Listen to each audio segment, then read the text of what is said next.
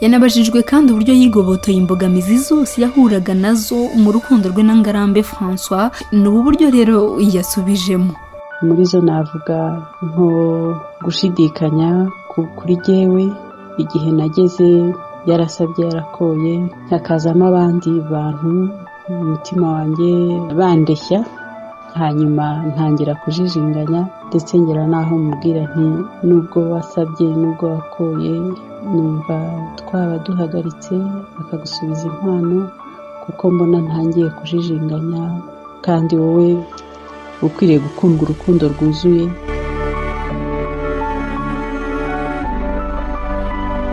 Nshimishijwe no kuguha ikaze mukunzi w'inkuru y'urukundo. Hano twigira ku nkuru mpamo nk'uko mubimenyereye. Uyu munsi nshimishijwe kandi no kukugezaho inkuru iryoheye amatwi y'urukundo hagati ya Ngarambe François Xavier, uyu wamenyekanye nk'umuhanzi cyane cyane mu ndirimbo y'Umwana n'Umutware, n'urukundo rwe rero n'umufasha we Yvonne Solange Kagoyire, ari nawe tugiye kwibandaho rero mu byaranze urugendo rwe n'umufasha we, uko bahuye, ibyaranze urukundo rwabo ndetse n'ibanga bakoresheje mu kubaka urukundo rw'icyitegererezo.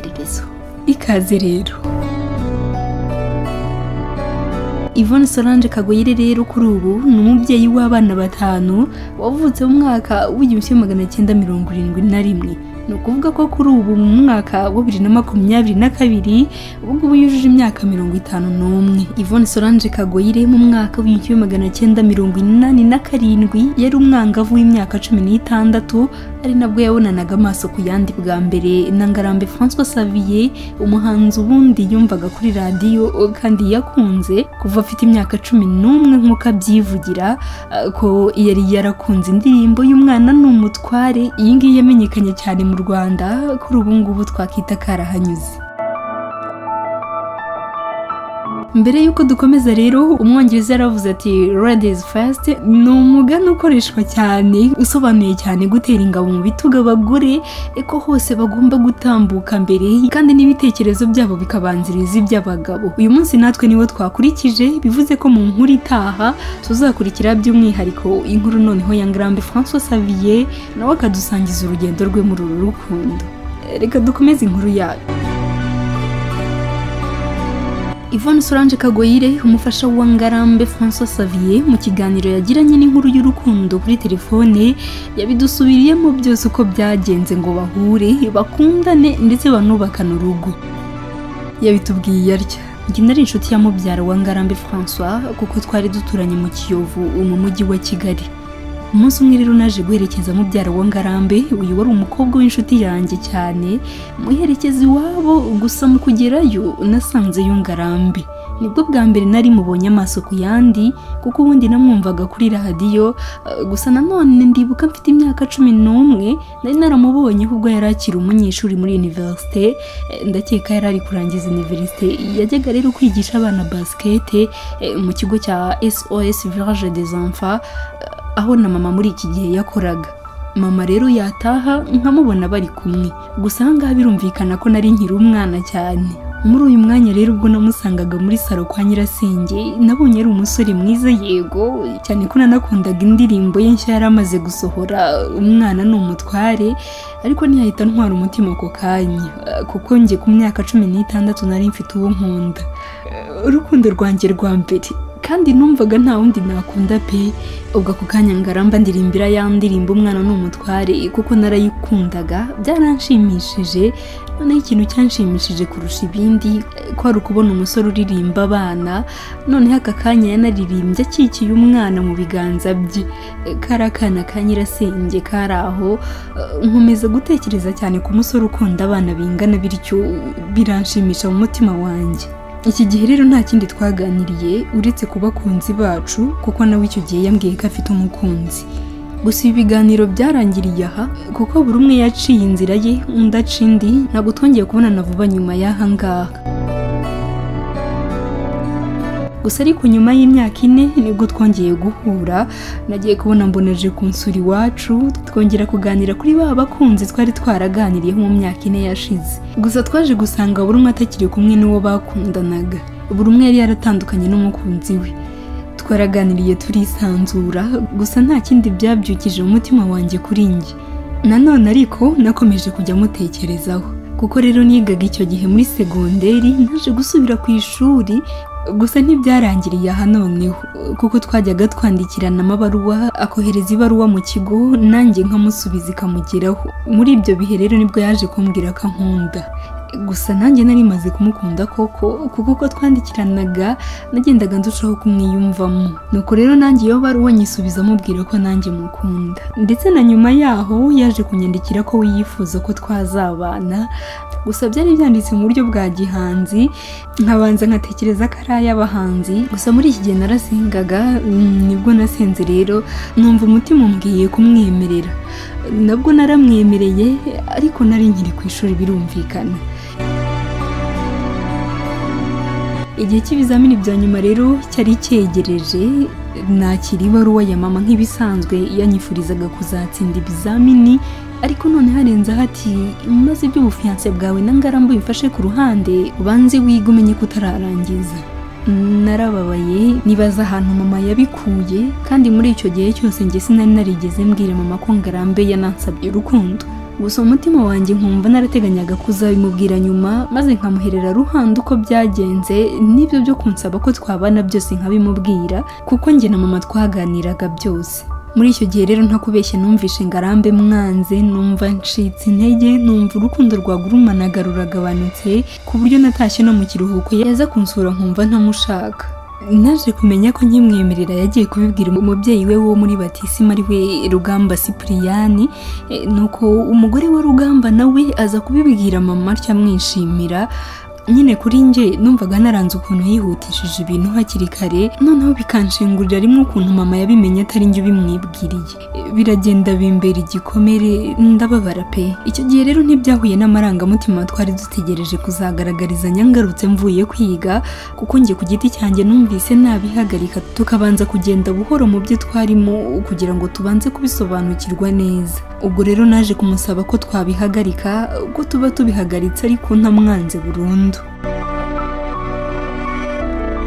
Gusa muri ibyo bihe byanjye na Ngarambe byasaga naho bikonje, hari umusore nawe wari warigeze kumbwira ko ankunda nkiri ku ishuri, mubwira ko mfite umukunzi. Yaragarutse rero yongera kumbwira ko ankunda, nongera kumusubiramo ko mfite umukunzi, atari ko ntacyo bintwaye, nzi ko ari njye uzagutsindira. Ubwo nza kumwemerera, ariko uko yazaga kunsura nahitaga nibuka Ngarambe, uko yambwiraga uburyo ankunda, njye nkikumburira urukundo rwa Ngarambe. Ibyo rero byaje gutuma niyunga nawe mu mutima wanjye, ngenda mubohokera. Aho ngaho urukundo rwacu ahubwo rwashoye imizi kurushaho, dore ko icyo gihe we atari no mu gihugu, aho yaje kugaruka ari njye umusumbya kumukunda.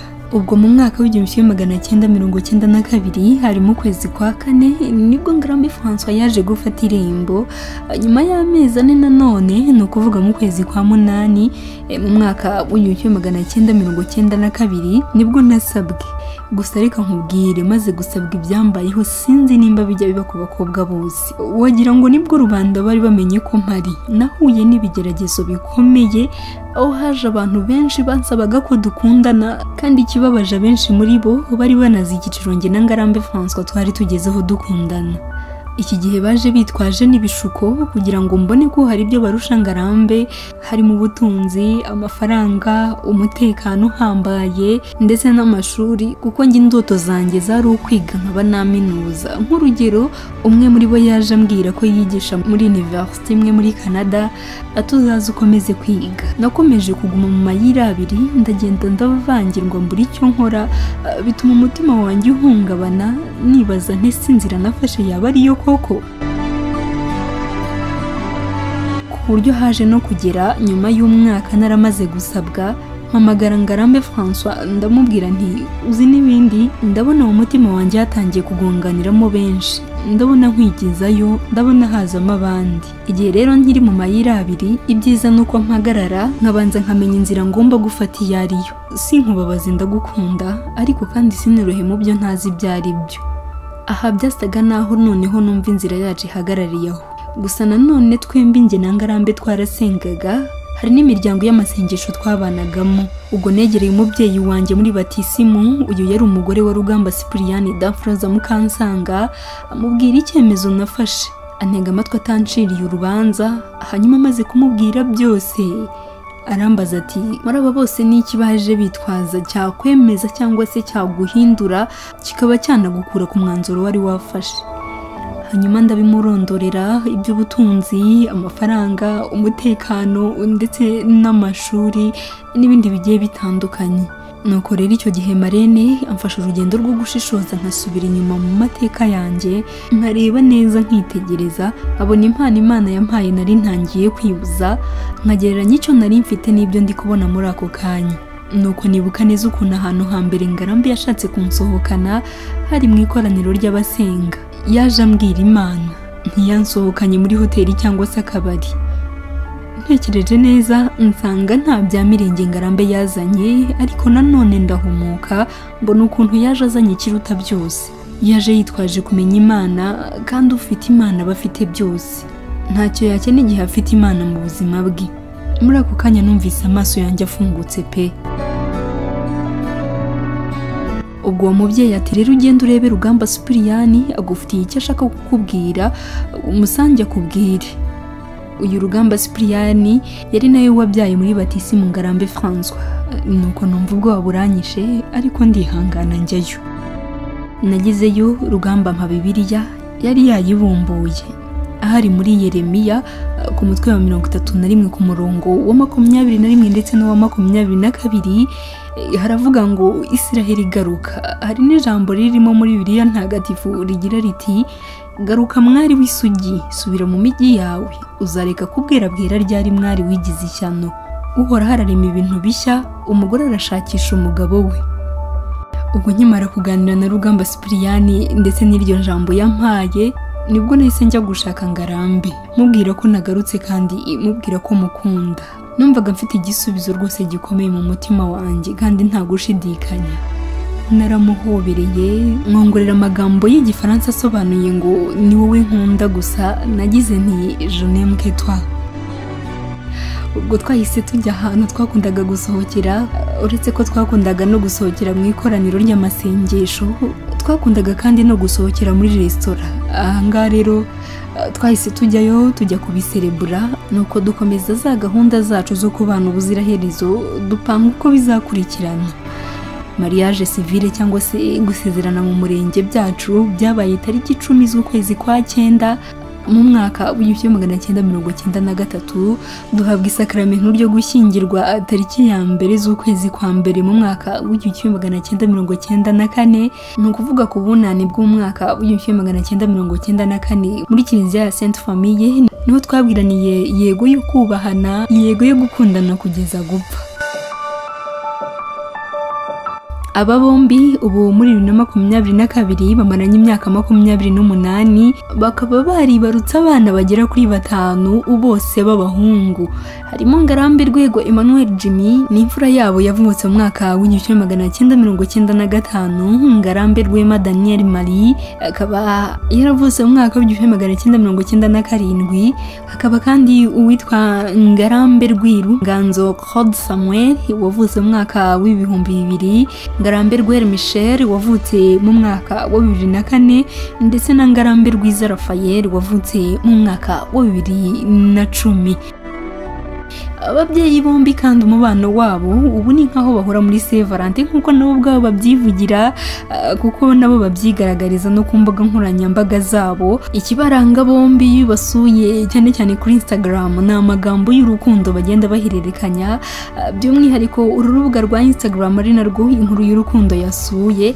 Uyu Yvonne Solange Kagoyire akaba akunze kubwira amagambo y'urukundo umukunzi we Ngarambe François.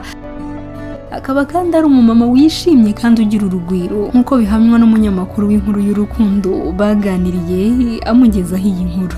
Nkuko kandi abakunzi b'inkuru y'urukundo tubimenyereye, buri nkuru hari ibyo tujonjoramo byatwigisha. Reka turebere hamwe ibyo ushobora kuba wakigira muri iyi nkuru y'urukundo tubifashijwemo na Yvonne Solange.